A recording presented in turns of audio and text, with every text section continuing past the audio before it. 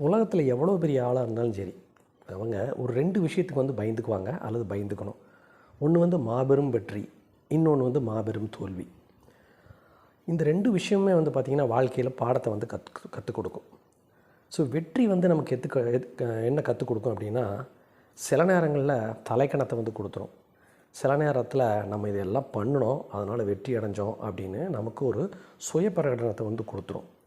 வெற்றி சில நேரங்களில் நம்மளை தவிர வேறு யாரும் கிடையாது அப்படிங்கிற ஒரு பெரிய கெத்தை கொடுத்துரும். அது பாசிட்டிவாக இருந்தது அப்படின்னா அந்த வெற்றியை இன்னும் வந்து டபுள் ட்ரிபிள் மடங்காகிற அளவுக்கு நம்ம லேர்னிங் ஆகி ஒர்க் பண்ண ஆரம்பிச்சிருவோம். இந்த லாஸ் இருக்குது பாருங்கள், லாஸ் அப்படிங்கிறது, அதாவது தோல்வி அப்படிங்கிறது வேறு, மிகப்பெரிய தோல்வி அப்படிங்கிறது வேறு. இந்த வெற்றிக்கும் தோல்விக்கும் இடையில் ஒரு மனுஷன், ஒரு வெற்றி 2 தோல்வி, அப்புறம் ஒரு வெற்றி, அப்புறம் ஒரு வெற்றி, அப்புறம் ஒரு தோல்வி, இந்த 2யும் ஈக்குவலாக சம அளவில் பார்த்துட்ருக்கிற ஒரு மனுஷன் மட்டும்தான் வாழ்க்கையில் வெற்றி அடைஞ்சவன் அப்படின்னு வந்து சொல்லலாம். காரணம் என்ன, வெற்றி அடைகிறப்ப மகிழ்ச்சி, தோல்வி அடைகிறப்ப ஓகே மறுபடியும் நமக்கு வெற்றி வரும் அப்படின்னு உழைக்கக்கூடிய ஒரு மனப்பான்மை. தோல்வி அடைகிறப்ப தான் நம்மளை பற்றின தப்புகளையும் நம்மளை பற்றின நல்லதுகளையும் நம்ம கொஞ்சம் நிதானமாக கொஞ்சம் ரிலாக்ஸாக ஒரு இடத்துல உட்காந்துட்டு நம்மளை ஆய்வு செய்யக்கூடிய ஒரு நேரம் வந்து பார்த்திங்கன்னா நம்ம தோல்வி அடைஞ்சிட்ருக்கிற டைம் தான். வெற்றி அடைஞ்சிட்ருக்கிற டைமில் நம்மளை வந்து சிந்திக்கவே இந்த கூட்டங்கள்லாம் விடாது.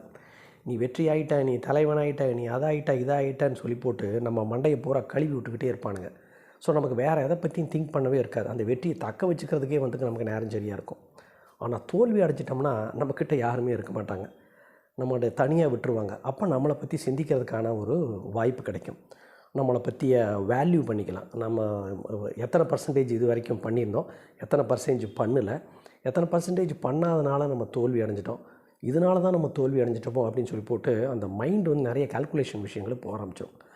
ஆனால் வெற்றி அடைஞ்சப்போ மிகப்பெரிய மலையில் ஏறிட்டு ஊன ஆரவாரமாக கத்துறதும், தோல்வி அடைஞ்சதுக்கப்புறம் பெரிய படுகொலியில் விழுந்துட்டு ஐயோ அப்பான்னு கத்துறதும் என்றைக்குமே நம்ம பண்ணக்கூடாது. 2யுமே பேலன்ஸாக பண்ணக்கூடிய ஒரு மனநிலை வேணும். இந்த 2யுமே பேலன்ஸாக பண்ணக்கூடிய மனநிலைகள் நான் சொன்ன மாதிரி ஒரு வெற்றி, ஒரு தோல்வி, ஒரு தோல்வி, ஒரு வெற்றி, ஒரு வெற்றி, ஒரு தோல்வி, இப்படியே மாறி மாறி மாறி மாறி, அதாவது ஆற்றுல ஒரு கால் சேத்துல ஒரு கால்னு சொல்கிறாங்க இல்லையா, அப்படி வந்தவங்க மட்டும்தான் ஒரு மிகப்பெரிய மாமனிதராகவும் ஒரு மிகப்பெரிய ஒரு அனுபவம் உள்ள ஒரு ஆளாகவும் ஆகிறான். ஸோ இந்த 2 விஷயத்தையும் வாழ்க்கையில் ரொம்ப ஜாக்கிரதையாக பார்க்கணும். வெற்றி அடைஞ்சாலும் நம்ம பெருசாக காட்டிக்கூடாது, தோல்வி அடைஞ்சாலும் பெருசாக காட்டிக்கூடாது. பட் அதுக்கு ஒரு பெரிய ஒரு மெச்சூரிட்டி வந்து நமக்கு வேணும். அந்த மெச்சூரிட்டி வேணும்னா இந்த 2ம் ஈக்குவலாக நம்மளோட லைஃப்பில் இருக்கணும். மறுபடியும் இது போன்ற ஒரு நல்ல ஒரு அப்டேட்டில் உங்களை சந்திக்கும் வரை பாய்.